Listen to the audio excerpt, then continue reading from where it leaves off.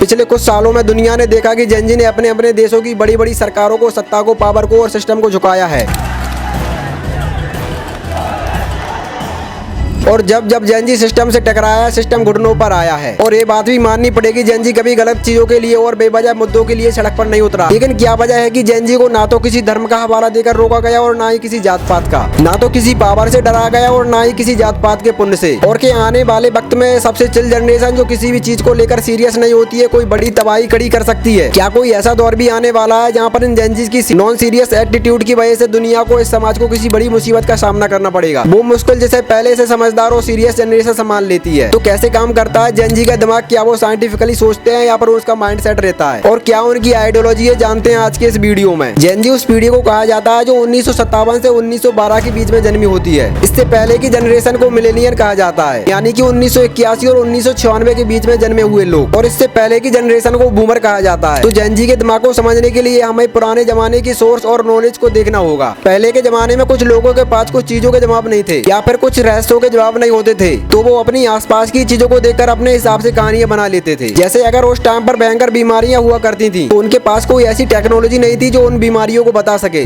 और उसका इलाज ढूंढ सके और अपने कंफर्ट जोन के हिसाब से खुद को शांत कर लेते थे। इसका एग्जाम्पल यूरोप में 14वीं सदी से फैला ब्लैक डेथ नाम की एक महामारी है। ये बीमारी इतनी भयानक थी कि यूरोप की लगभग आधी आबादी खत्म कर दी थी। उस वक्त के लोगों के पास इस बीमारी की कोई साइंटिफिक समझ नहीं थी, तो ऐसी अफवाहें फैलाने लगे कि ये बीमारी यहूदी समुदाय के कुछ लोगों ने फैलाई है और पानी के रिसोर्सेज में कुछ जहरीली चीजें मिला दी हैं। इस झूठी अफवाह की वजह से यहूदी कम्युनिटी पर हमले होने लगे, उनको जिंदा जला दिया गया, उनकी बस्तियों को खत्म कर दिया। इतिहासकार बताते हैं कि सैकड़ों जगहों पर नरसंहार हुए, हजारों निर्दोष यहूदी इस नफरत और अंधविश्वास की भेंट चढ़ गए। एक घटना बताती है कि जब इंसान के पास किसी भी चीज का साइंटिफिक जवाब नहीं होता है तो वो बड़ी आसानी से किसी भी बेसलेस कहानी पर विश्वास कर लेते हैं और गुमराह हो जाते हैं। यही कहानी, रिवाज, ट्रेडिशन आगे की पीढ़ियों में पास होते रहे। जब लोगों के पास कोई फैक्ट के बेस पर जवाब नहीं होता था तो वो किसी भी कहानियों पर विश्वास कर लेते थे। जब एक बच्चा डेवलपिंग स्टेज पर होता है तो उसका दिमाग एक कोरे पन्ने की तरह होता है, क्योंकि हर चीज उसके लिए नई होती है। उसके दिमाग में बहुत सारे सवाल आते हैं, ये चीज कैसे हुई और कब हुई, और उसकी इस जिज्ञासा और इन सवालों का जवाब उनको कहां से मिलते हैं। तो बच्चे को इन सवालों का जवाब उनकी पुरानी पीढ़ियों और बड़ों से मिलता है। इसके अलावा पुरानी पीढ़ियों के तरीके से और उसकी उन धार्मिक किताबों से जो उनकी पहले की पीढ़ियां हजारों सैकड़ों साल पहले लिखकर चली गई और पुराने जमाने के लोगों का सोर्स किया था और उसी समझ, नॉलेज को आगे की समाज में फैलाने की कोशिश की है। तब समाज ने उनको नकारा है, चाहे वो ज्योतिबा फूले हो या फिर राजा मनमोहन सिंह रॉय या फिर हिंदू मुस्लिम की एकता की वकालत करने वाले महात्मा गांधी। लेकिन लोगों ने हमेशा उनकी बातों को नकारा है। उनकी समझ, उनकी साइंटिफिक बातें या समाज को जोड़ने वाली इंसानियत की बातें, इन सब पर सजा भी उनको बराबर दी। अब थोड़ा से ये भी जान लेते हैं कि ये पुराने जमाने के लोगों के पास वो नॉलेज कहाँ से आई और पुरानी पीढ़ी के पास ये नॉलेज कहाँ से आई जो आम लोगों के पास नहीं थी। एक पूरी सोसाइटी में कुछ ही लोगों के पास नॉलेज होना एक चमत्कार नहीं था, बल्कि इसके पीछे 3 चीजें थी जो आम लोगों के पास नहीं थी। जब पूरा समाज अपने गाँव, मोहल्ले और धार्मिक ग्रंथों तक सीमित था तब इन लोगों को पढ़ने लिखने का और अलग अलग टाइप की किताबों को खंगालने का मौका नहीं मिला।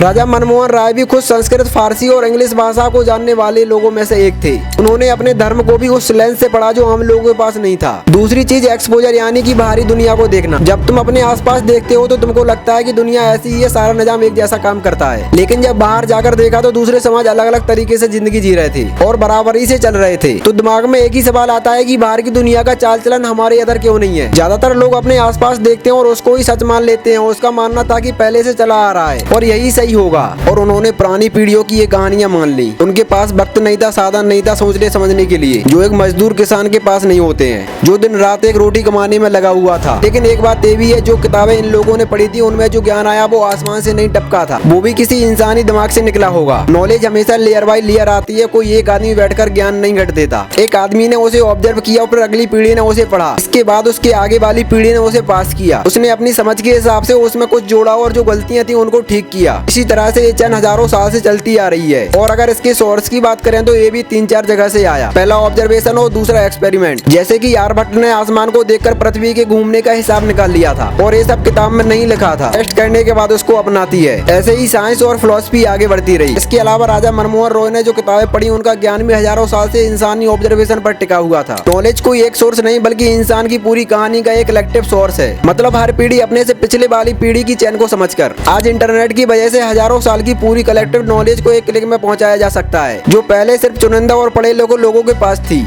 इसलिए हर दौर में कुछ ऐसे रिवोल्यूशन जन्म लेते हैं जिन्होंने समाज को सुधारने का काम किया और समाज को अन्याय से दूर करने की पीड़ा उठाई। लेकिन उन लोगों को इनकी सजा भी बराबर मिलती रही, क्योंकि लोग पुरानी मानसिकता की जंजीरों में जकड़े हुए थे। उन्हें डर लगता था धर्म के नाम पर उनके दिमाग में डाले हुए जहर, और उस डर को छोड़ने पर, क्योंकि उन्हें लगता था कि अगर ये सब कुछ सही हुआ तो मुझे स्वर्ग मिल जाएगा, जबकि उस दूसरे को नरक मिलेगा। और इसीलिए वो अपने दिमाग का दरवाजा बंद करके बैठे रहे। ये लोग यह मानने से इनकार कर देते हैं कि एक इंसान जो कि इस सृष्टि की प्रजाति है और दूसरा इंसान वो भी इस सृष्टि की प्रजाति है, उससे किस आधार पर ऊंचा और महान है। लेकिन जेन जी एक ऐसी जनरेशन है जिसने इंटरनेट की दुनिया में आंखें खोली, जिसका सोर्स ऑफ नॉलेज साइंटिफिक और फैक्ट बेस्ड डेटा पर आधारित है, क्योंकि जब तक किसी इन्फॉर्मेशन के सोर्स को वेरीफाई ना कर लें उसको मानते नहीं है। यहाँ तक कि मैं खुद एक बार वीडियो बनाने से पहले बार फैक्ट को चेक करता हूँ, तब मुझे जाकर संतुष्टि मिलती है। और इन्हें चाहिए क्रेडिबल सोर्स, और पुरानी जनरेशन की कहानियों की बातों में ये नहीं आ रहे। इसीलिए मोहन भागवत जैसे लोगों की चिंताएं बढ़ जाती हैं, जिन्होंने जेन जी प्रोटेस्ट पर अभी कहा है कि आज की जनरेशन को हर चीज का फैक्ट चाहिए, इनको संभालना पुरानी पीढ़ियों जैसे आसान नहीं है। और कहा कि आजकल के बच्चे अपने माँ बाप के साथ समय नहीं बिताते और परिवार से संवाद की कमी होती जा रही है। अब पुरानी पीढ़ियां तो वही बताएंगी जो बाबा के झाड़ देने से भूत प्रेत उतर जाते हैं और सारे कष्ट दूर हो जाते हैं। वहीं पर जेन जी जिनके पास साइंटिफिक नॉलेज है और फैक्ट बेस्ड डाटा है, पर ये कैसे मान ले कि अब्दुल को मार देने से देश हिंदू राष्ट्र बन जाएगा। गाँव में आज भी किसी को अगर सांप काट लेता है तो बाबा के पास जाते हैं, लेकिन वहीं पर एक जेन जी हॉस्पिटल जाएगा, एंटी वेनम लगवाएगा और बहुत ज्यादा चिल रहेगा। इसके अलावा किसी भी चीज का ज्यादा लोड नहीं लेते। अगर कभी डिप्रेशन में चले भी जाए तो उस चीज को रूट के कॉज पर फेस कर लेते हैं, या फिर थेरेपी ले लेते हैं, घूमने निकल जाते हैं या ट्रिप पे निकल जाते हैं। मतलब इनके पास नॉलेज हासिल करने का सोर्स इतना आसान और सटीक है कि अब तुम्हें इन्हें गुमराह नहीं कर सकते, ना ही ब्रेन वॉश और ना ही दबा सकते हैं, क्योंकि इन्हें अपने राइट्स पता है, इनको अपनी ड्यूटीज का पता है। एक गरीब और बुजुर्ग की मदद करते टाइम उसका धर्म नहीं पूछता। इनकी नजरों में वो एक बुजुर्ग और गरीब है, उसको हेल्प की जरूरत है। ये ड्रामा नहीं करते बल्कि मूव ऑन करते हैं और सामने वाले की फीलिंग और चॉइस को समझते हैं और उनका सम्मान करते हैं। इनके अंदर एथिक्स और एम्पैथी भी है, मतलब एक दूसरे के दर्द को महसूस करना और उसको कंसोल करना। और जब किसी समाज में एम्पैथी आती है तो वो बड़े बड़े कदम उठाते हैं। और जब झूठ और कमजोर की बुनियाद पर टकी आइडियोलॉजी सच और फैक्ट से टकराती है तो जाहिर सी बात है परखच्चे उसके उड़ेंगे जिसकी नींव कमजोर है, जिसका कोई ठोस आधार नहीं है। फिर इनको मनाने के लिए देश का सबसे बड़ा नेता रात के 12 बजे उठकर रील बनाता है और इनकी हर मांगों को पूरी करता है। और अभी रिसेंट में जो जंतर मंतर पर प्रोटेस्ट हुआ वो एक मिसाल है, इसको हमेशा याद रखा जाएगा कि कैसे हंसते खेलते बच्चों ने सरकार को घुटनों पर ला दिया। जो कहते थे कि हमारी सरकार में इस्तीफे नहीं होते हैं, उनके मुंह पर एक तमंचा है। और ऐसा नहीं है कि इस प्रोटेस्ट को दबाने की कोशिश नहीं की गई, हर तरीकों को अपनाया गया। यहाँ तक कि न्यूज वालों ने तो इनको चाइना का एजेंट तक बोल दिया था। लेकिन इनको चाहिए फैक्ट। इनको लगा कि पेपर लीक की वजह से हजारों युवाओं का भविष्य खराब हो रहा है, तो इन्होंने सीधे सरकार से सवाल पूछा और सरकार से इन सारे सवालों का जवाब मांगा और साथ में धर्मेंद्र प्रधान का इस्तीफा। और जब जेन जी अपनी जिद पर अड़ गए तो इनकी जो मांगे थी वो पूरी हुई थी, इनको कोई नहीं रोक पाया। अगर आगे भी किसी के साथ गलत होगा तो ये हमेशा आगे आएंगे।